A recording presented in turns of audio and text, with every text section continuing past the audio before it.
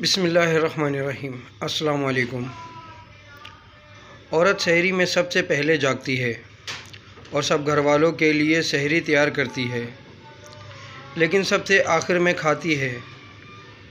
روزہ رکھنے کے بعد دوپہر میں بچوں کو کھانا کھلاتی ہے، پھر 4 بجے کے بعد افطاری تک اپنے خاندان والوں کے لیے افطاری تیار کرنے میں لگ جاتی ہے۔ چاول، پالک، گوشت، چٹنی وغیرہ وغیرہ تیار کرتی ہے، اور ساتھ میں یہ ڈر بھی رہتا ہے کہ پتہ نہیں کیسا پکا ہوگا۔ ساس اور سسر کے لیے الگ چیز پکاتی ہے، اور ساتھ ساتھ میں افطاری سے پہلے شوہر کے غصے کو صبر سے جھیلنا بھی پڑتا ہے۔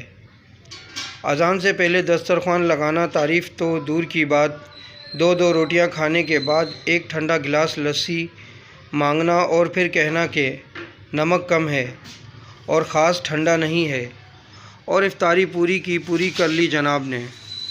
اس کے بعد چپکے سے کسی کمرے میں افطاری کر لیتی ہے۔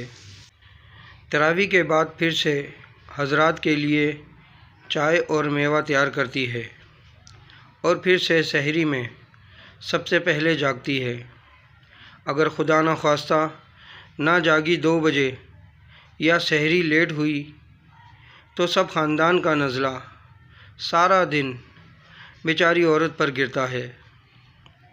آپ سب سے درخواست ہے کہ گھر کی ساری عورتیں، خواہ وہ ماں ہو، بیوی ہو، بیٹی ہو، بہن ہو یا کوئی اور رشتہ ہو، ان کا لازمی خیال رکھنا چاہیے۔ آخر وہ بھی ہماری طرح انسان ہیں۔ ویڈیو اچھی لگے تو لائک کریں، کامنٹس کریں، شیئر کریں، اور میرا یوٹیوب چینل سبسکرائب کر کے بیل آئیکن کا بٹن دبائیں تاکہ ایسی اچھی ویڈیو آپ کو متواتر مل سکے۔